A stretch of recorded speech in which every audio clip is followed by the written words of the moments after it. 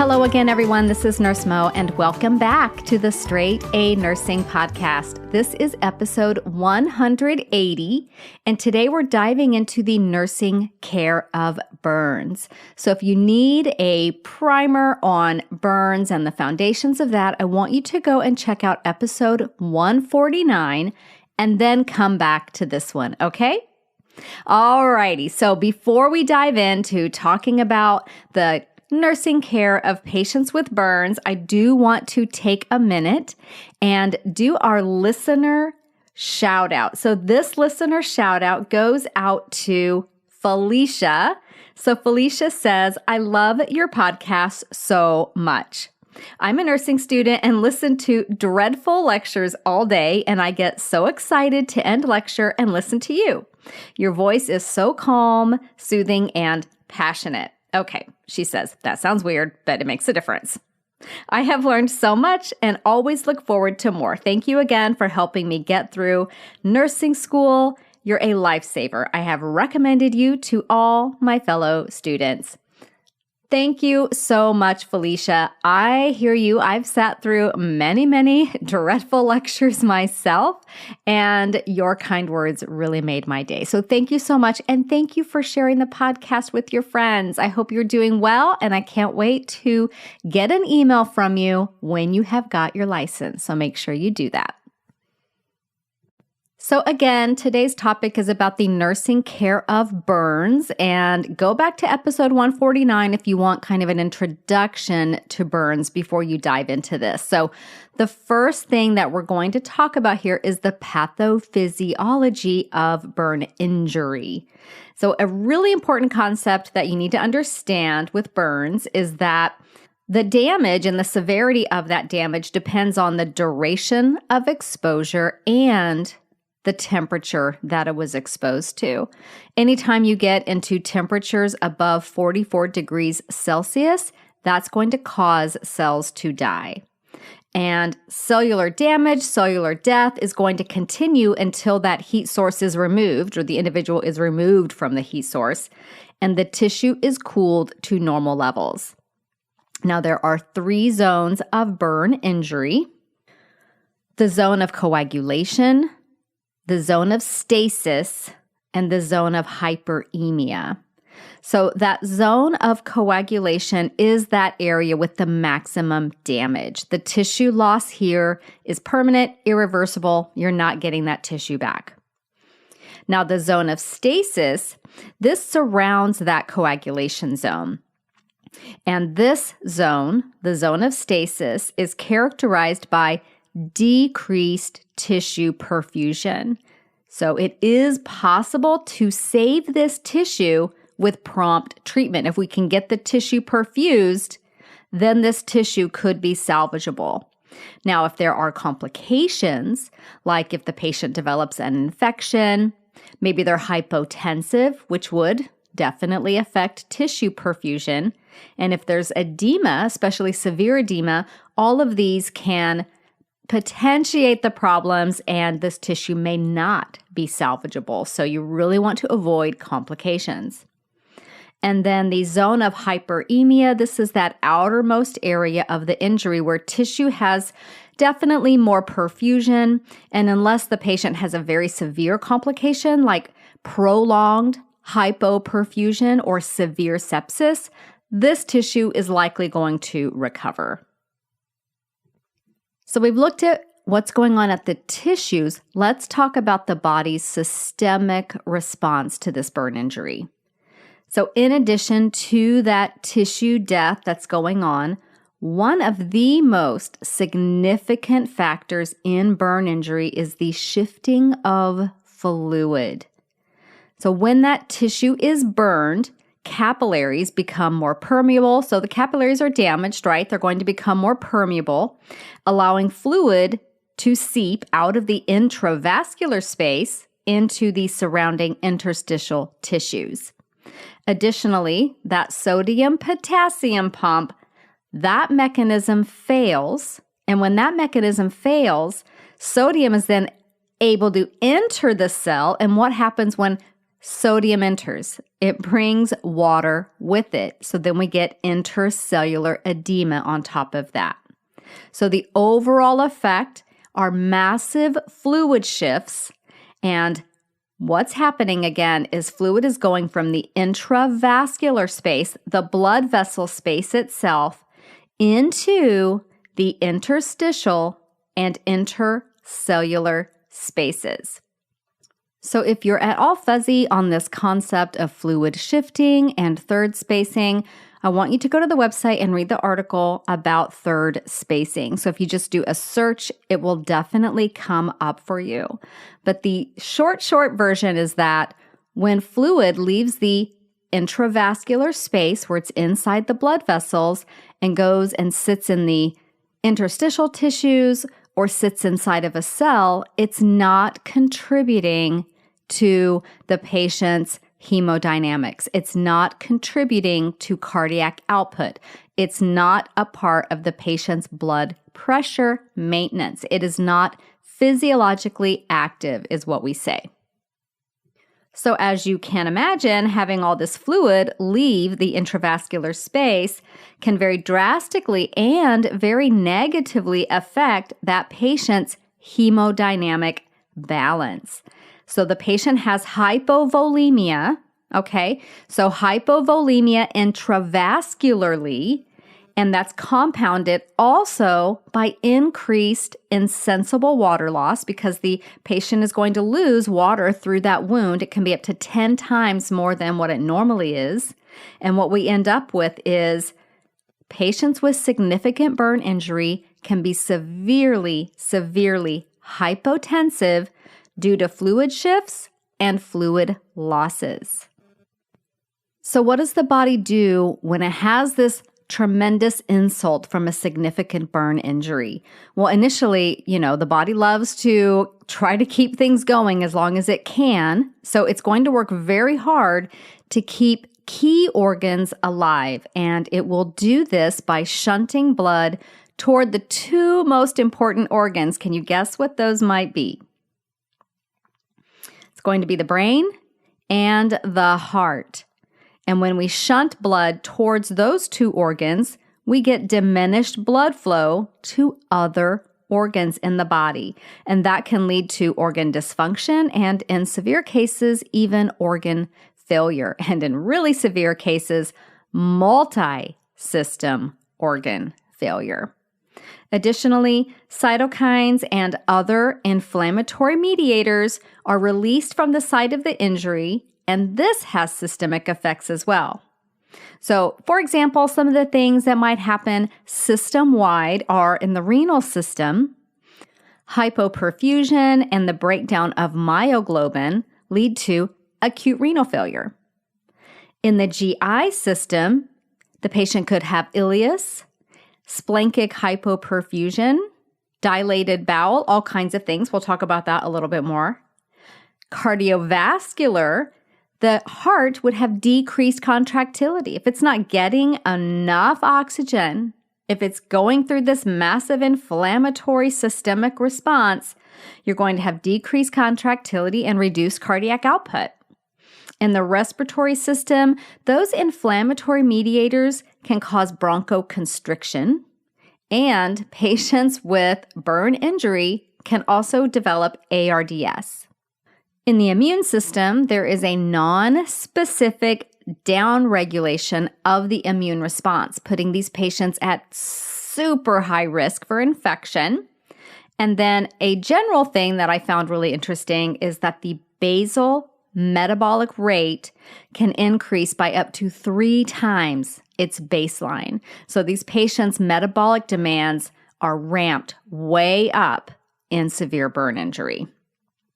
So let's talk a little bit about the phases of burn management. There are 3 phases. So the patients had a burn, they're in the hospital, we have 3 phases. So the resuscitation phase is that time from the initial injury, and it continues until the capillary integrity has returned to baseline.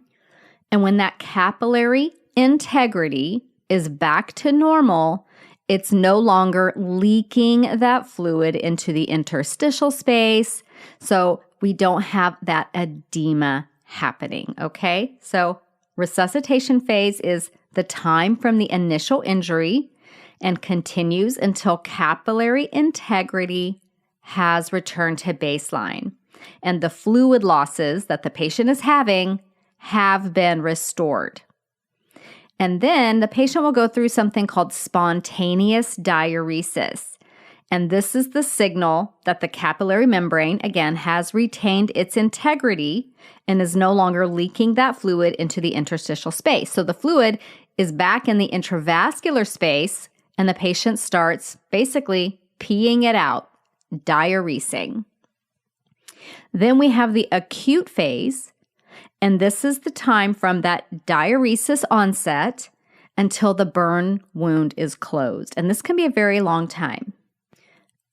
And then the third phase is the rehabilitative phase. And the focus on this phase is on continued wound healing and the prevention of contractures, minimizing or preventing scars, managing any functional disability, and also providing a lot of psychosocial support for the patient and their family because, as you know, burns can be incredibly, incredibly devastating.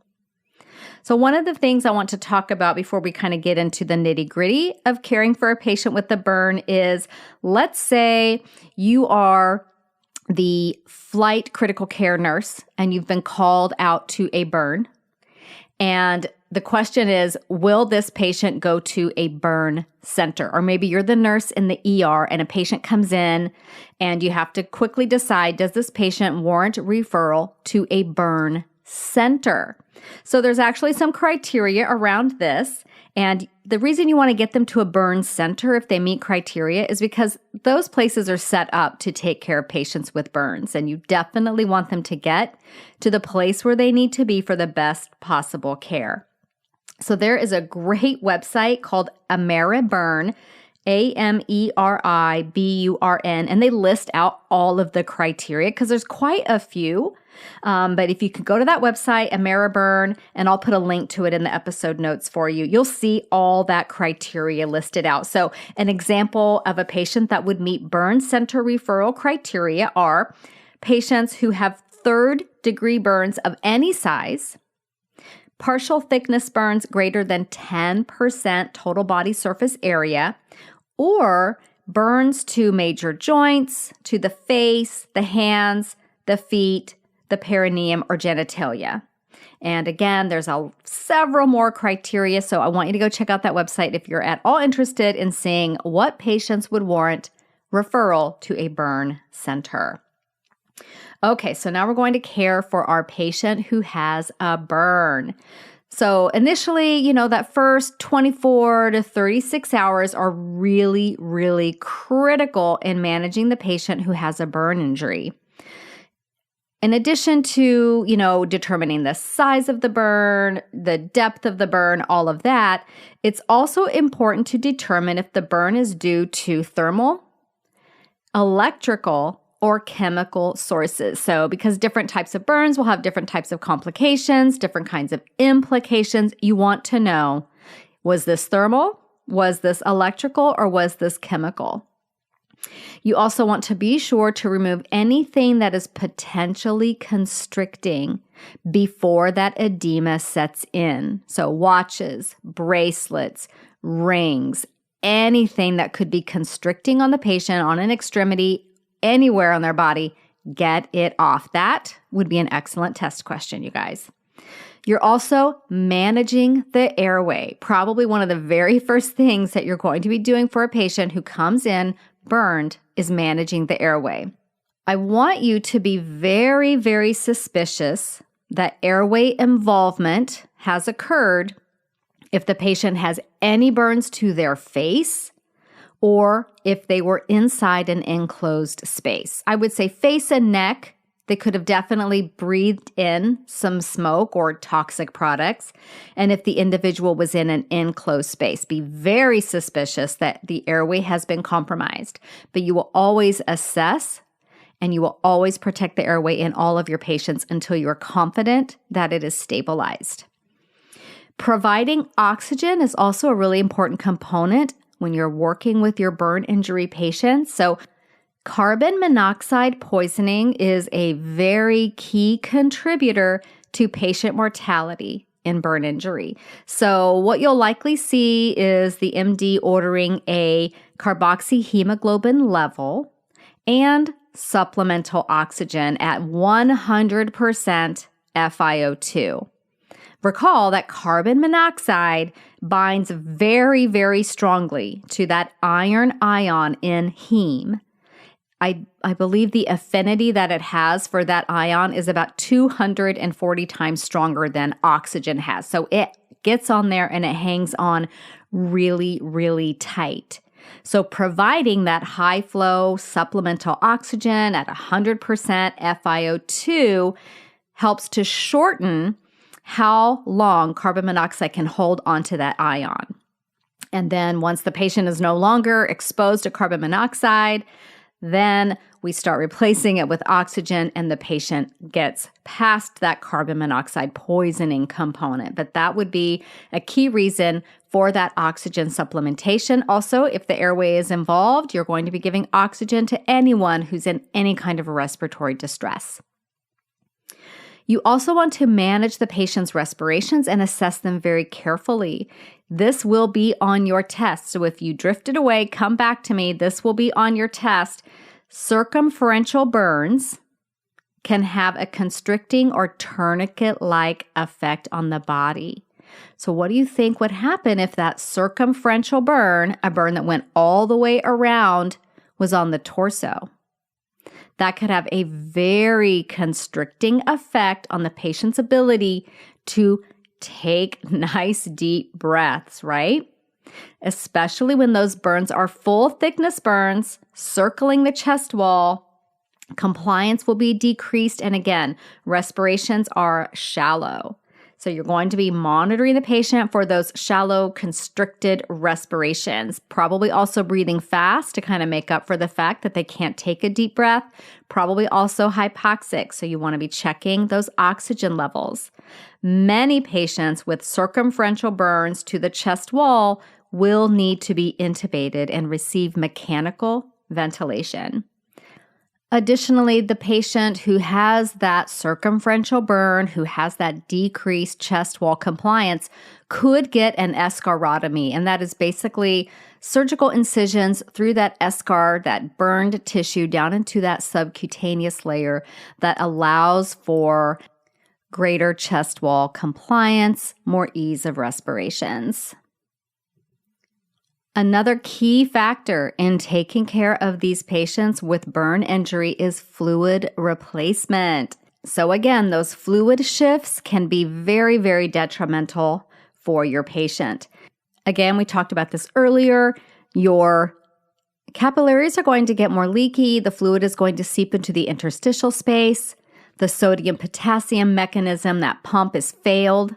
So the sodium will enter the cell, bringing water with it, causing intracellular edema. So again, massive fluid shifts. The fluid leaves the intravascular space where it does contribute to cardiac output.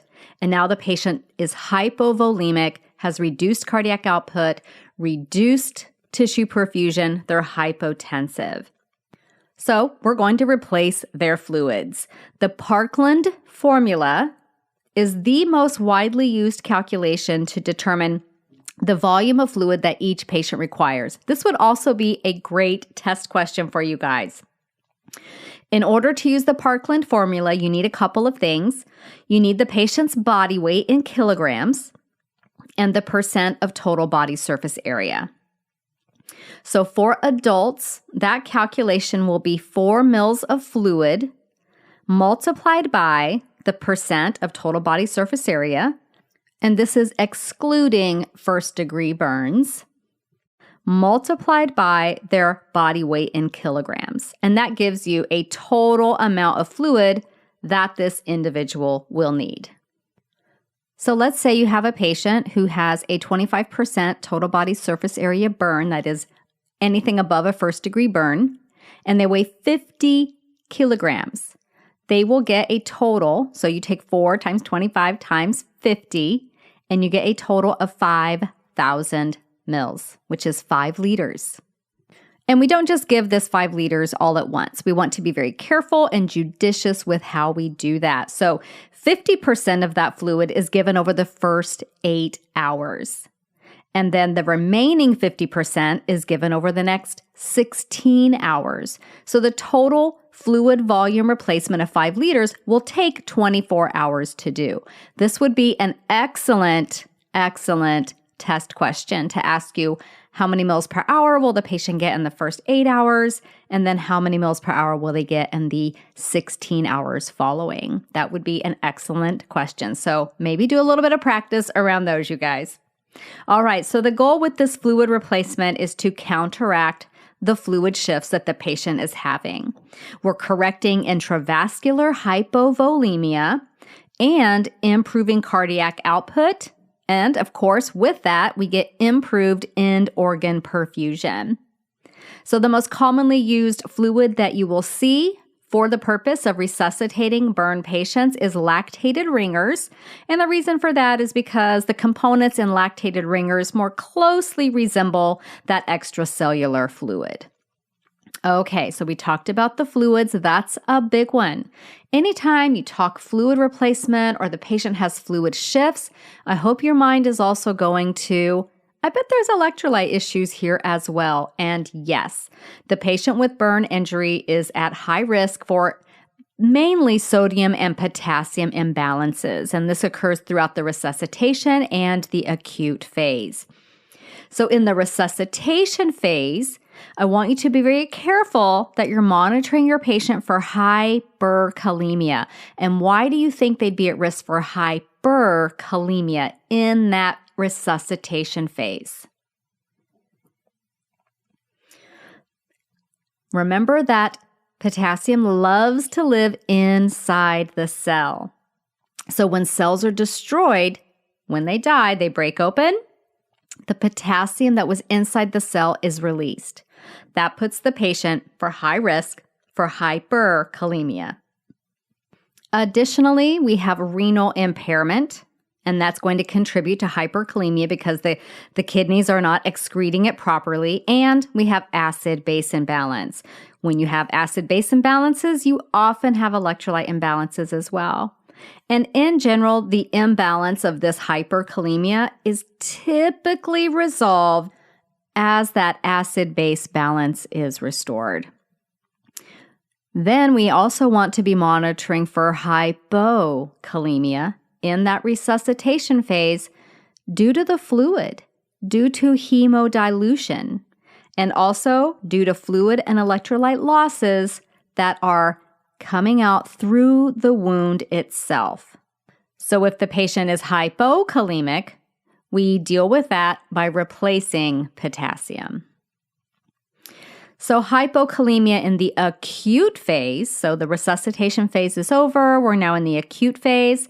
That hypokalemia can be due to hemodilution again. It can be due to diuresis, they're just losing potassium in the urine.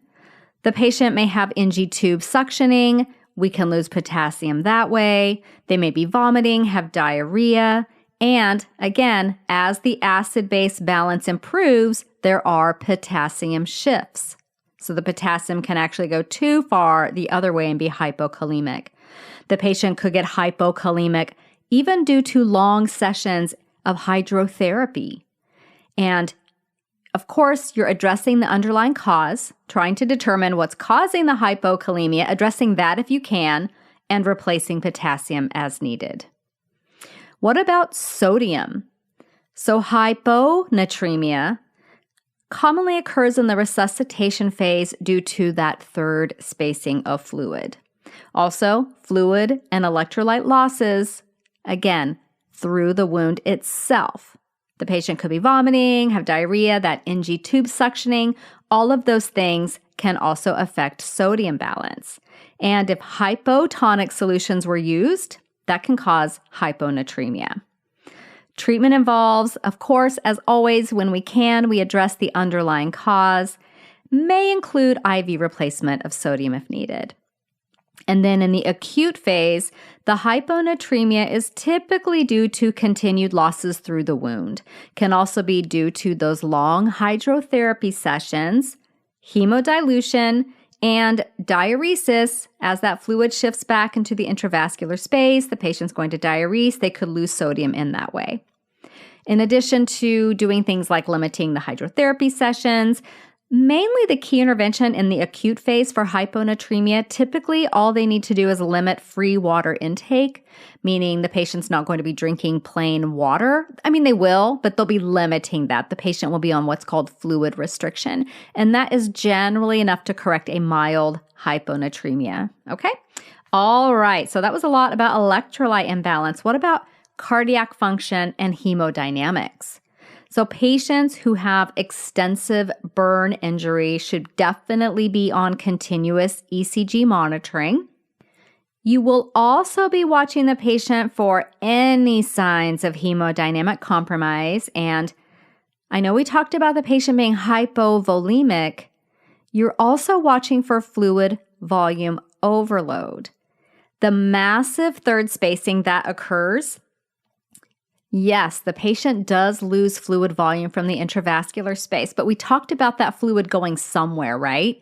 And we talked about it being very detrimental. Well, that fluid can go into the intercellular space, that was one, and into the interstitial space, and that was the other. And that interstitial space can be pulmonary. So the patient can definitely get pulmonary edema. So you'll be keeping a close eye on the respiratory status as well when they have those massive fluid shifts. And that is how someone can be hypovolemic intravascularly, but fluid volume overloaded interstitially in the third space and causing respiratory compromise. Speaking of respiratory status, earlier I mentioned that these patients can go into ARDS. So in addition to that pulmonary edema, that respiratory distress, patients with burn injury can get acute respiratory distress syndrome, and that can be from direct lung injury. Maybe they inhaled fumes, toxic chemicals in the air, what have you, or also by that inflammatory response that is associated with the burn itself, or complications from infection. So you'll be monitoring their pulmonary status like a hawk. If you want to learn more about ARDS, check out episode 137. How about peripheral blood flow? This will be an exam question too, you guys. Edema and those circumferential burns can drastically impede blood flow. And when we talk about blood flow to the periphery, how do we assess for that? You want to do frequent assessment of CSM, circulation, sensation, and movement. And you will be doing that frequently, anything distal to a burn injury, to ensure that any complications are not occurring. And if they do, you catch them very early. Again, escharotomies may be needed in cases of significantly reduced arterial flow. And again, that's where they cut through the eschar into the subcutaneous tissue. It allows the tissues to swell without putting undue pressure on the vasculature and impeding blood flow. Let's talk some more about the renal system. We talked very briefly about it in the beginning. So hypoperfusion can lead to acute kidney injury and even acute renal failure.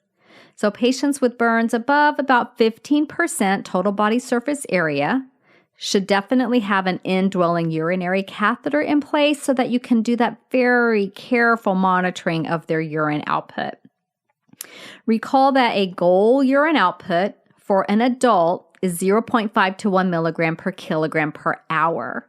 So you'll definitely be watching to make sure they're putting out enough urine. And in some cases, you're going to be expecting more than that because of the diuresis that is occurring. You will also be obtaining urine for urinalysis to assess for the presence of myoglobin in that initial phase of treatment. Myoglobin in the urine is due to, again, that tissue breakdown. And when the myoglobin gets into the kidneys, it can be very destructive to that fragile kidney tissue. So if you see myoglobin in the urine, you want to be very, very hyper vigilant that we catch that early and we treat it. And we treat it with a rapid administration of fluids and osmotic diuretics like mannitol to flush the renal tubules.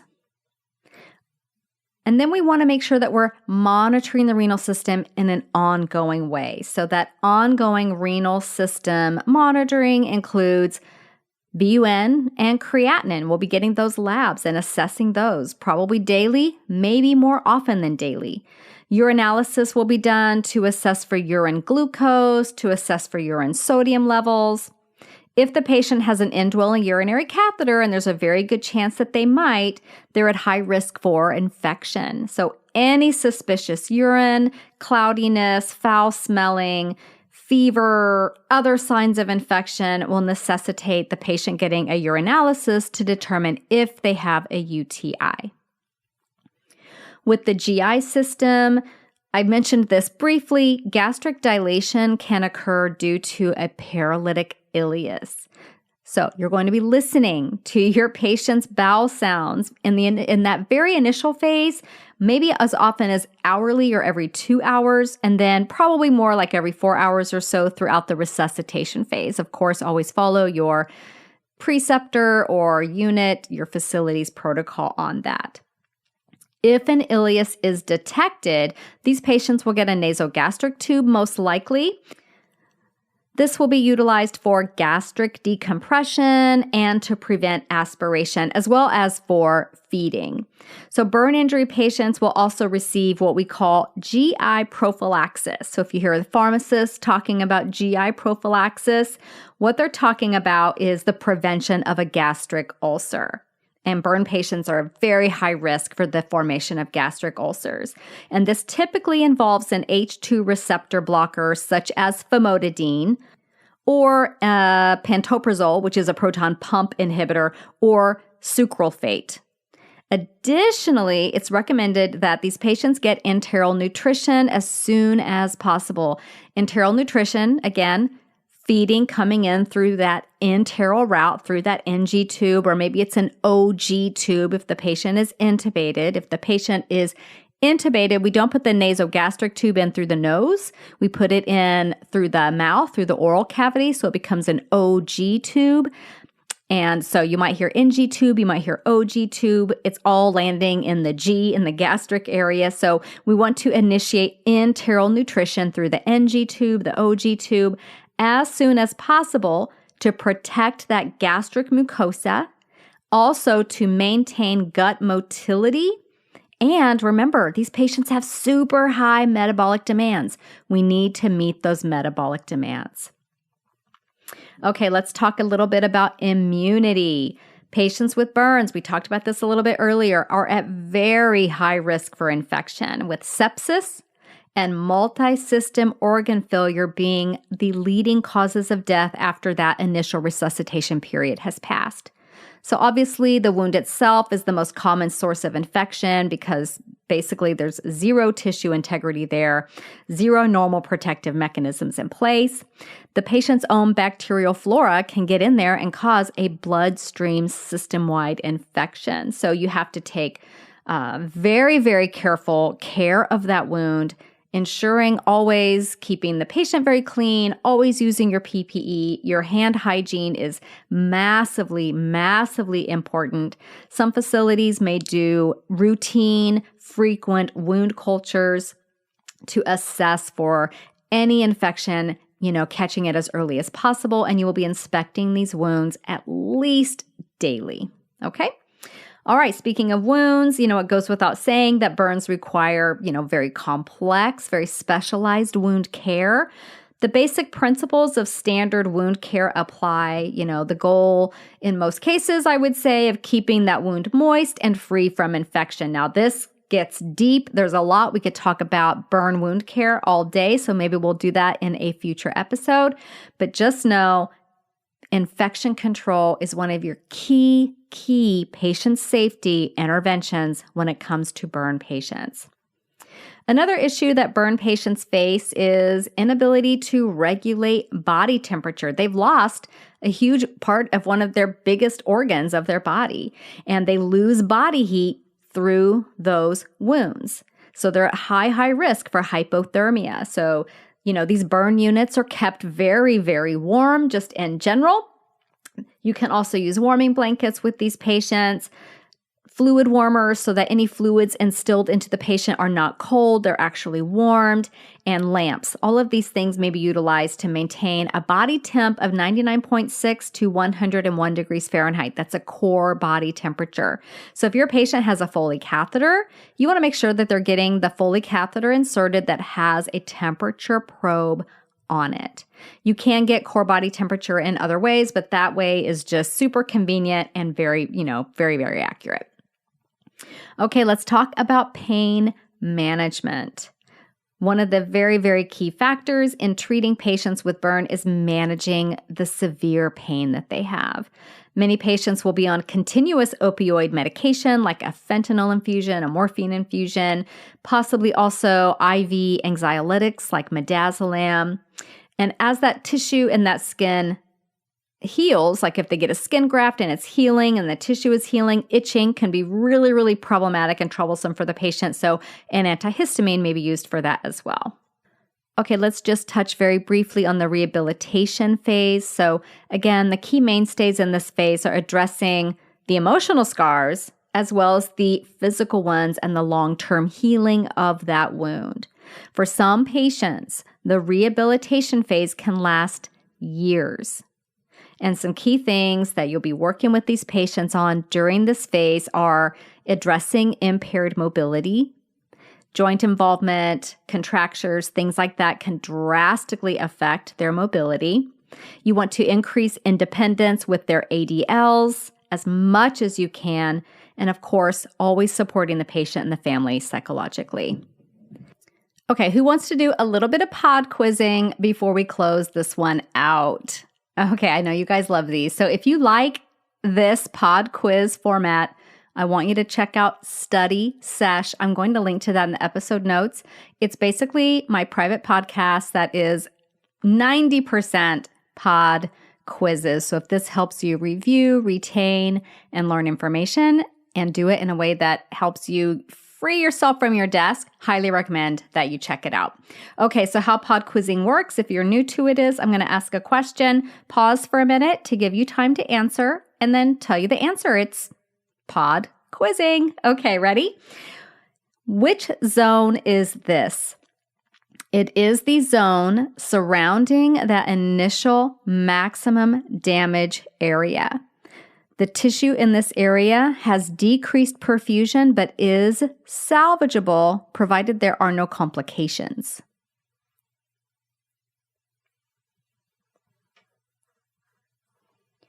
That is the zone of stasis.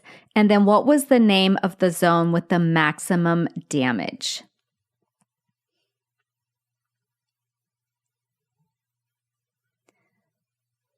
That was the zone of coagulation. And then what is the outermost zone where the tissue will probably recover, again, providing there's no substantial complications?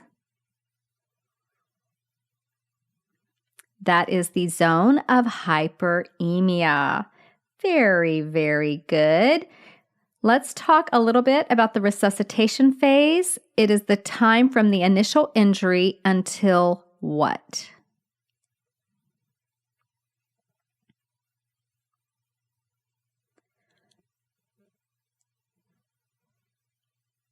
It is that stage from initial injury until capillary integrity has returned to baseline and those fluid losses have been restored. What signals the end of the resuscitation phase and the beginning of that acute phase?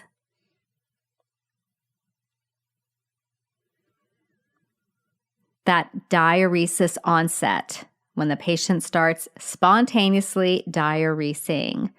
Okay, very, very good. What about the Parkland formula? Do you remember the calculation for the Parkland formula?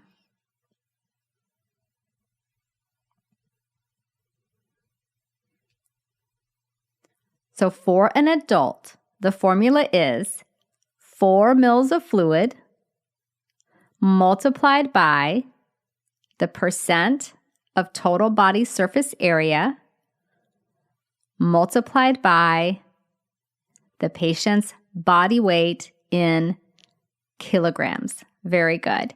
And once you have that total fluid volume, how much are you giving over the first 8 hours?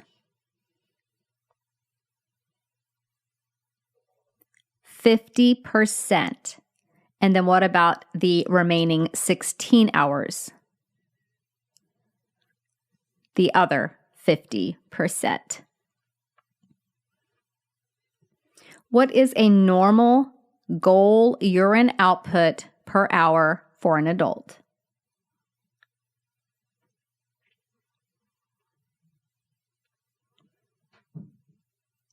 .5 to 1 mil per kilogram. And then one more. What is the most common fluid used for that fluid resuscitation, fluid replacement?